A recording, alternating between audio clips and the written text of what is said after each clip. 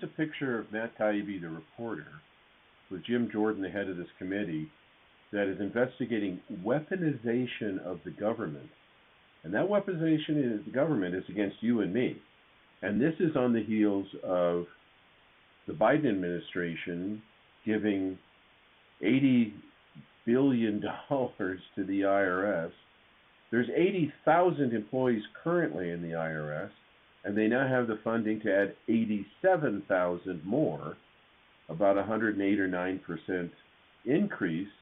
And we're seeing here a third rail forming, like you would see in China or Russia or Venezuela or any autocratic political environment, where the government teams up with the politicians that's in charge and they kind of run everything.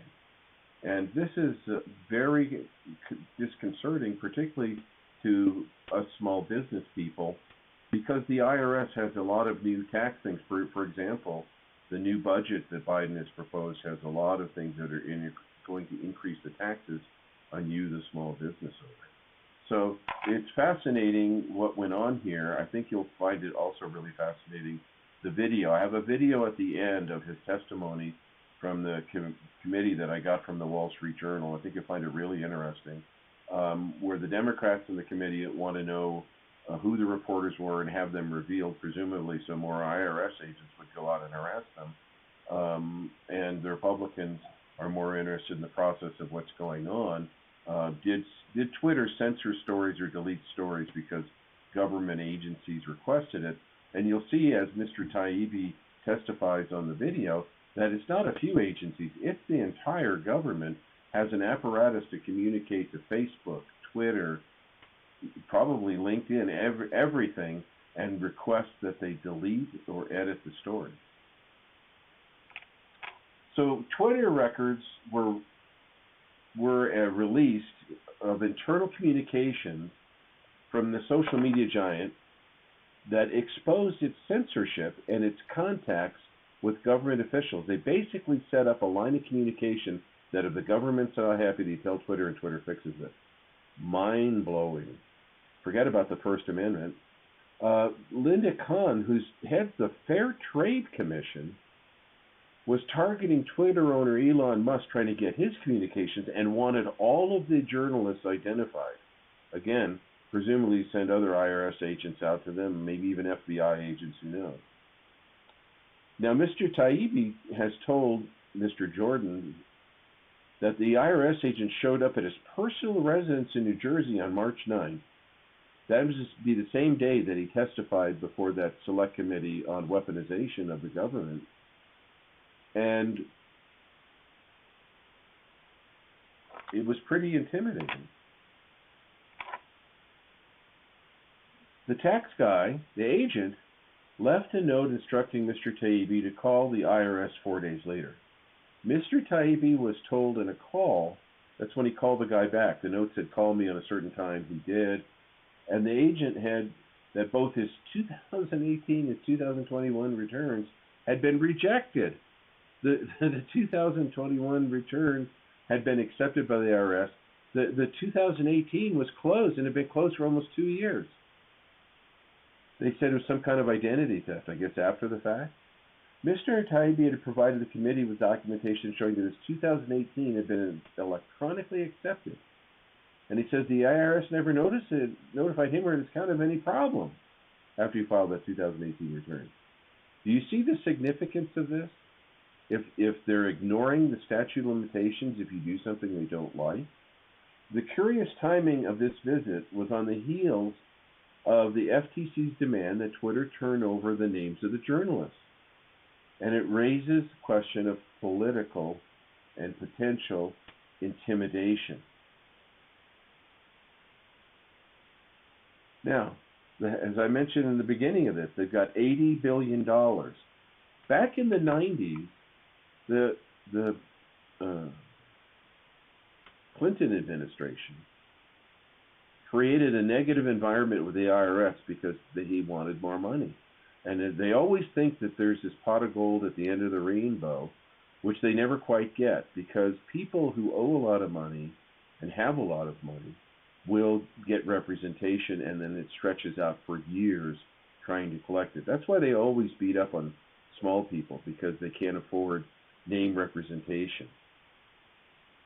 So Mr. Taibbi deserves to know why the agency decided to pursue him with a very strange house call. So the answer to all of this, and why I'm alerting this to you, no statute of limitations if they don't like what you're doing. That's a really big one. And to have somebody show up after they've accepted returns and even after that statute of limitations means it's the wild, wild west, means it's autocratic rule, not rule of law. But you as a businessman, what's critical is that you have representation.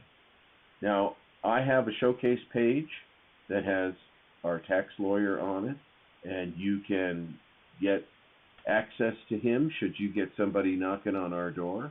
And I think it's critical that you're in a community that we're working on here, that you have all these resources, because that it means now if they're sending people out to intimidate you, that there are no laws, there are no rules. Everything's fair game based upon what they think should be done at the moment. So enjoy the Wall Street Journal video. It's a chilling attitude when you see the left side question these reporters versus the right side. And it's like, is this the future? And armed with $80 billion, it's probably the future. It'll be like the Clinton administration on steroids, because it was a very difficult situation in the 90s with the IRS, because the attitude had changed and they were told to go get more money. And that directly affects you. And they're going to pound on you, particularly if you don't have representation. So we have Keith Cothrell. He's a tax attorney that can serve anyone in the United States. It's a resource. Remember that we've got it. And good luck, and we'll bring you another cool story like this when they arrive.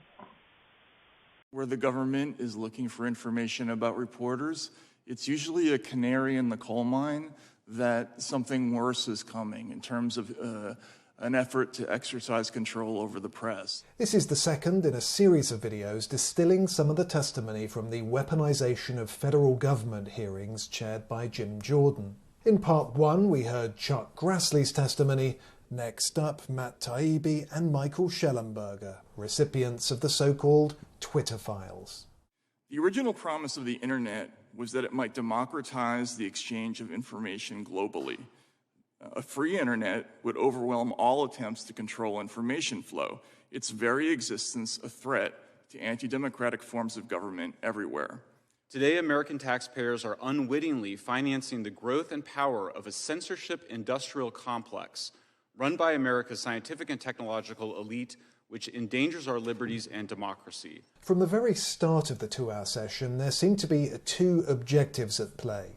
Committee Republicans were focused on the findings of the so-called Twitter files, while Democrats seemed more focused on the witnesses' journalistic credibility. The Republicans have brought in two of Elon Musk's public scribes to release cherry-picked, out-of-context emails and screenshots designed to promote his chosen narrative. Currently, the Federal Trade Commission is conducting an investigation into Twitter, looking at issues including the recent layoffs there, as well as trying to get owner Elon Musk's internal communications. The FTC's first demand in that first letter after the Twitter files come out is identify all journalists, I'm quoting, identify all journalists and other members of the media to whom Twitter worked with. I do find it scary. I think it's none of the government's business which journalists a private company talks to and why. I think every journalist should be concerned about that, and the absence of interest in that issue by my fellow colleagues in the mainstream media is an indication of how low the business has sunk. In fact, there were some moments during the hearing where it sounded like committee Democrats were trying to get Mr. Taibbi to reveal his sources. Who was the individual that gave you permission to access the emails? Well, the attribution from my story is sources at Twitter, and that's what I'm going to refer to. When was the first time that Mr. Musk approached you about writing the Twitter files? Again, Congresswoman, that would... I just need a date, sir. But I can't give it to you, unfortunately, because This is a question of sourcing, and I don't give up. I'm a It's not journalist. I don't reveal my source. sources. It's a question of chronology. No, that's a question Because of sourcing. you earlier said that someone had sent you through the internet some message about whether or not you would be interested in some information. Yes, and I refer to that person as a source. Did Mr. Musk contact you, Mr. Taibbi? Again, the attribution for my story is sources at Twitter. Mr. Schellenberger, did Mr. Musk contact you?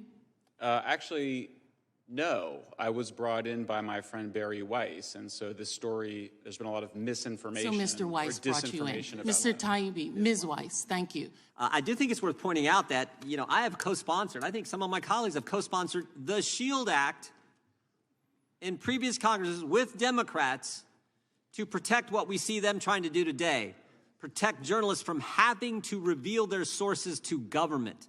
Like the previous weaponization of federal government hearing, there's been very little mainstream media coverage. But perhaps that's because so many publications have been implicated. Another troubling aspect is the role of the press, which should be the people's last line of defense in such cases. But instead of investigating these groups, journalists partnered with them. If Twitter declined to remove an account right away, government agencies and NGOs would call reporters for the New York Times, Washington Post, and other outlets, who in turn would call Twitter demanding to know why action had not yet been taken. Effectively, news media became an arm of a state-sponsored thought policing system. Yes, the Twitter files would likely have received more coverage had Mr. Musk released the documents for all journalists to inspect independently. But that doesn't mean that developments should be ignored. This morning, we saw a stunning display of their attack of your character. We shouldn't be surprised.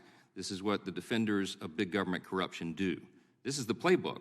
They destroy the messenger. We just saw it here on live television, and everybody can see it for themselves. Fortunately, Mr. Taibbi and Mr. Schellenberger remained largely unfazed throughout proceedings, and I thought they got their point across quite well. We learned Twitter, Facebook, Google, and other companies developed a formal system for taking in moderation requests from every corner of government, from the FBI, the DHS, the HHS, DOD, the Global Engagement Center at State, even the CIA. Importantly, the bar for bringing in military-grade government monitoring and speech-countering techniques has moved from, quote, countering terrorism to, quote, countering extremism to countering simple misinformation, otherwise known as being wrong on the internet. For every government agency scanning Twitter, there were perhaps 20 quasi-private entities doing the same thing, including Stanford's Election Integrity Partnership, NewsGuard, the Global Disinformation Index, and many others, many taxpayer-funded. The government no longer needs a predicate of calling you a terrorist or an extremist to deploy government resources to counter your political activity. The only predicate it needs is simply the assertion that the opinion you expressed on social media is wrong. Democrats are denouncing the House GOP investigation into the weaponization of federal government, but that's largely because Republicans appear to be getting somewhere, and it doesn't end with the Twitter files. We haven't talked about Facebook, but we now know that we have the White House demanding that Facebook